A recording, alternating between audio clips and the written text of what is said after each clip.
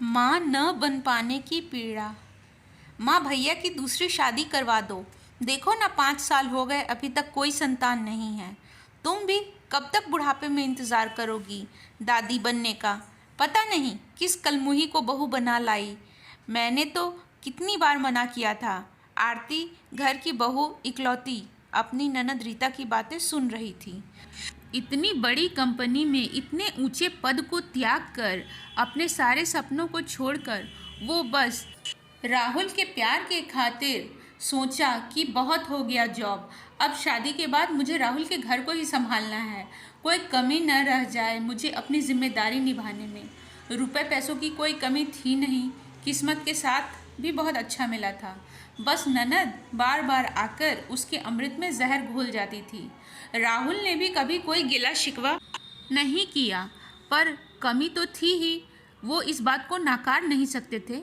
पर इसका मतलब यह तो नहीं कि बच्चा नहीं हो सकता तो उसकी गृहस्थी को खराब बताकर नाजों में पली आरती के सामने ही उसके पति की दूसरी शादी की बात की जाएगी। आरती की सास दुर्गा देवी ने कोई जवाब नहीं दिया, सिर्फ उसकी बातें सुनती रही और थोड़ी देर बाद आरती को आवाज़ लगाई और बुझे मन से बोली, दीदी के लिए चाय बना दो। उसने हाँ कर दी। अब मन में कौतूहल होने लगा था, खुद के लिए शर्मिंदगी होने लगी थी। मन में सवाल आने लगे थे कि क्या मेरी वजह से इस घर का वंश खत्म हो जाएगा। ये सब बातें खुद को तिल तिल सज़ा देने जैसा महसूस होता था आरती को। राहुल जब भी किसी के बच्चे को देखते तो उस पर दिलो जान लुटाने लगे थे। खुद के बहन के बच्चों के लिए न जाने क्या क्या करते थे।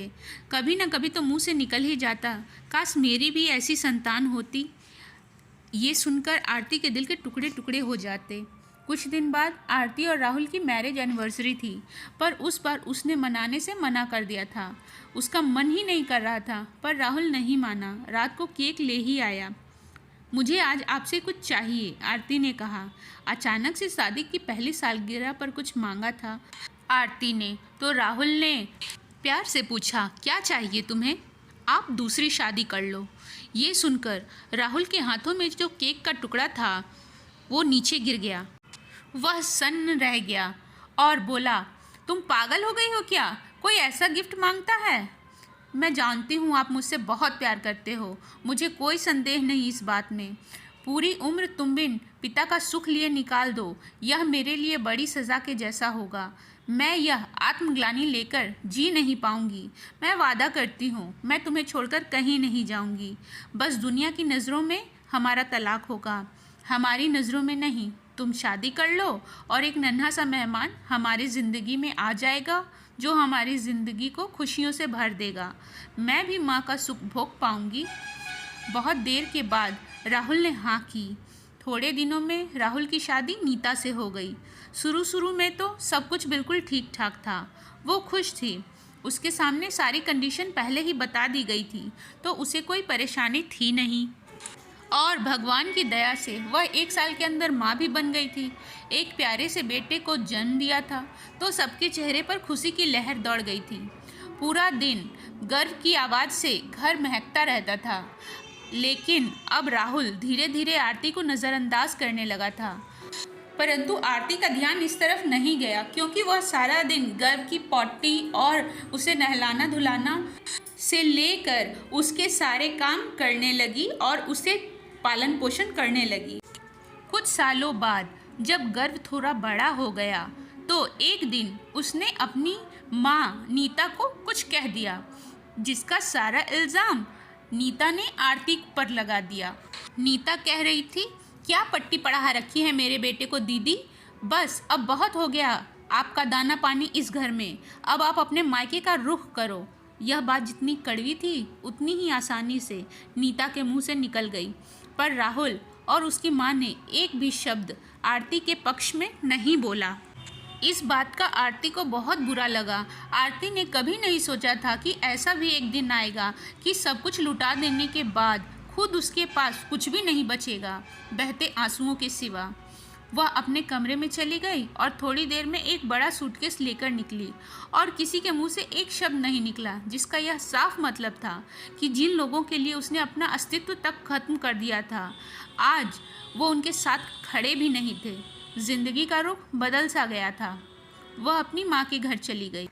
आरती के माता पिता बहुत अच्छे इंसान थे। वह हर परिस्थिति में अपनी बेटी के साथ खड़े रहते थे, परंतु आरती इस बार खाली हाथ नहीं लौटी थी।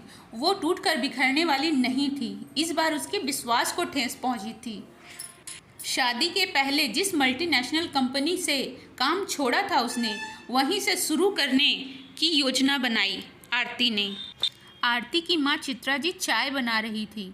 तभी आरती अपने कमरे से बाहर आई, पर इस बार वह प्रोफेशनल ड्रेस में थी। सफ़ेद शर्ट, कोट पैंट और हाथ में पहले की तरह कार की चाबी। इस बार उसके चेहरे पर हंसी नहीं थी, बल्कि एक अलग तरह का कॉन्फिडेंस उसके चेहरे की रौनक बढ़ा रहा था। तू कहाँ जा रही है आरती, और ये सब क्या है? चित्रा जी ने पूछा। इंटरव्यू है माँ आज। माँ ने चाय का कप आगे बढ़ाया तो उसने मना कर दिया और उसने अपनी माँ का आशीर्वाद लिया और बिना किसी सवाल का जवाब दिए वह चली गई। आज वह किसी बहुत ही बड़ी कंपनी में इंटरव्यू देने जा रही थी। टैलेंट की कमी तो थी नहीं और ऊपर से उसमें कॉन्फिडेंस भी उतना ही था। जॉब लिए बिना आज वो घर आने वाली नहीं थी। शाम को जब वो घर लौटी तो माँ ने पूछा, क्या हुआ? तो बस इतना ही बोली, सेलेक्ट हो गई हूँ, परसों से जॉब पर जाना है। आरती के पिता ने उसे गले से लगा लिया। बोले, मुझे तो लगा था कि इस हादसे से तुम बुरी तरह टूट जाओगी, पर आज तुम्हारा ये रूप देखकर मुझे खुद पर गर्व होता है कि तुम मेरी बेटी हो। बस पापा, अब मुझसे इस घर में कोई शादी की बात नहीं करेगा। जिस दिन मेरी शादी की बात हुई फिर ये घर हमेशा के लिए छोड़ दूंगी मैं। आरती के पिता ने हामी भर दी। आरती का जॉब शुरू हो चुका था। उसे मल्टीनेशनल कंपनी में अपने बॉस की सेक्रेटरी की पोस्ट मिली थी। आशीष वर्मा कंपनी का मालिक 40 साल का व्यक्ति था। वह कारों की कंपनी का मालिक था। आशीष को आरती पहली मुलाकात में ही बहुत अच्छी लगी। आरती ने धीरे धीरे आशीष के सारे काम बड़ी आसानी से संभाल लिए। किसी और पर भरोसा नहीं करता था आशीष। देखते देखते 3 साल निकल गए। आरती ने कभी आशीष से काम के अलावा कोई बात ही नहीं की। आरती, तुमने सारी तैयारियां कर ली है ना? कल की फ़्लाइट है लंदन की। हमारी कंपनी का ब्रांच ओपन होने जा रहा है वहाँ पे।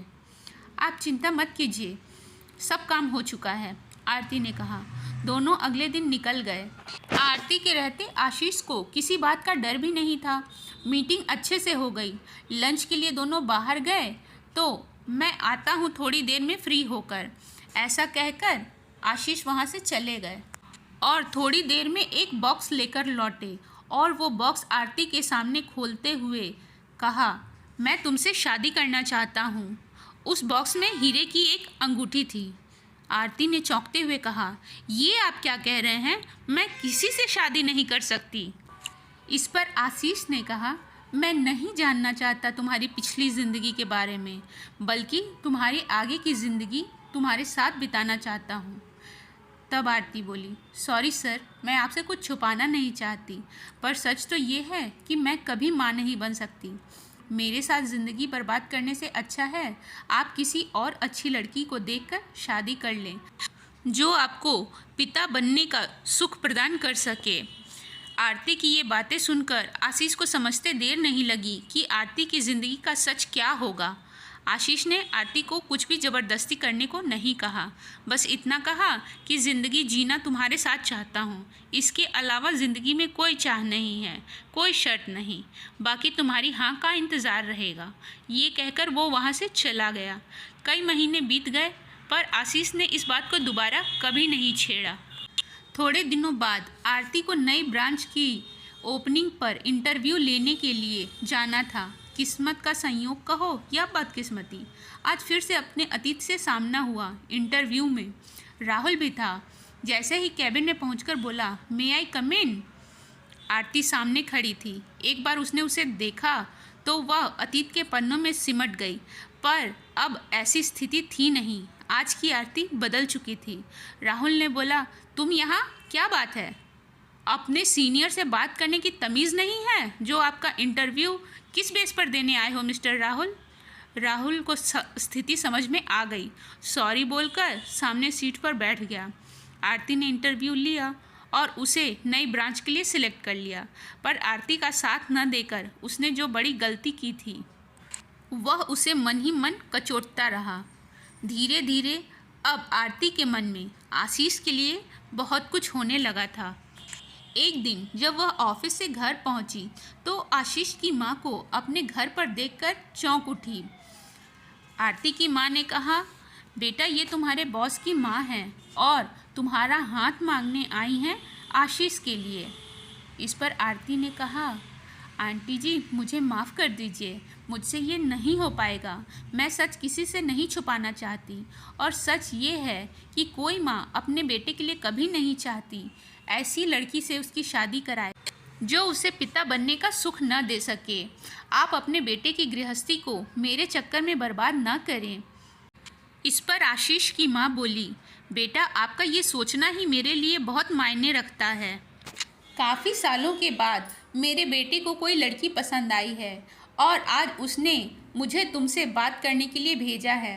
तुम मेरे बेटे की दुल्हन बनकर आओ, इससे ज़्यादा मुझे और कुछ नहीं चाहिए। मैं तुम्हारे लिए वही अंगूठी लेकर आई हूँ जो आशीष तुम्हें देना चाहता था, पर तुमने उसे लेने से मना कर दिया था।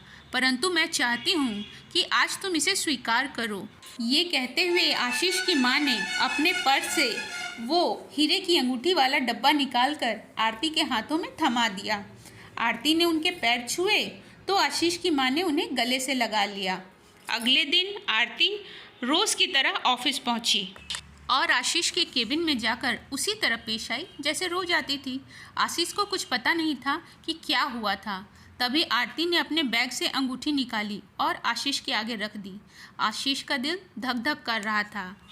उसे पता नहीं था कि आज क्या होने वाला है। तभी आरती ने अपना हाथ आगे बढ़ाया, अंगूठी पहनी और बोला, मैं आपसे शादी करने को तैयार हूँ, पर उससे पहले एक एग्रीमेंट बनाना है जिस पर आपको साइन करना होगा। अगर सहमति हो तो। आशीष को बड़ा आश्चर्य हुआ, उसमें एग्रीमेंट में क्या लिखा हुआ हो सकता है। आरती ने कहा, इसमें लिखा हुआ है कि मैं कभी माँ नहीं बन सकती। इस कमी के चलते अगर भविष्य में मुझसे रिश्ता टूटने की बात हुई तो इसके लिए आशीष जिम्मेदार होंगे।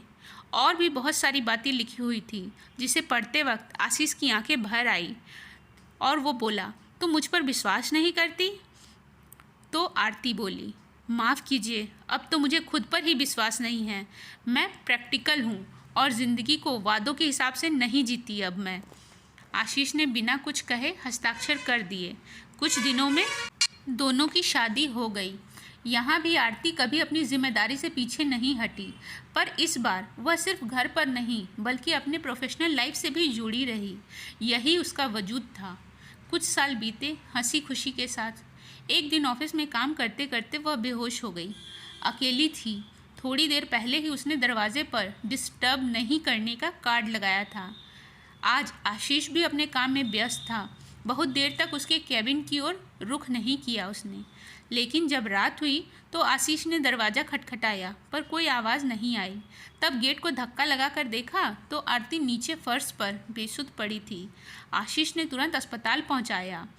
बेहोश थी। थोड़ी देर बाद होश आया तो कुछ टेस्ट करवाए गए जिससे पता चला कि वो माँ बनने वाली है। आशीष को यकीन ही नहीं हुआ और घर वालों ने जब सुना तो कोई भी इस बात पर यकीन नहीं कर पा रहा था। तब डॉक्टर ने कहा, आपकी उम्र में ब्लॉक था जिस वजह से आप माँ नहीं बन पा रही थी। अब इसे चमत्कार कहिए या किस्मत, जो होता है अच्छे के लिए होता है। भगवान ने ये खुशी आपकी किस्मत में लिखी थी। आरती की आंखों से आंसू बहते जा रहे थे और वो भगवान का लगातार धन्यवाद किए जा रही थी। किस्मत की ही बात थी कि आरती की ज़िंदगी की ये कमी भी आज पूरी हो गई थी। इसलिए एक नए जीवन की शुरुआत के लिए वो बारंबार अपने ईश्वर का धन्यवाद कर रही थी। दोस्तों, ये वीडियो अच्छी लगी हो तो लाइक करें, शेयर करें और अगर अभी तक आपने हमारे चैनल को सब्सक्राइब नहीं किया है तो प्लीज़ जल्दी से चैनल को सब्सक्राइब करें। धन्यवाद।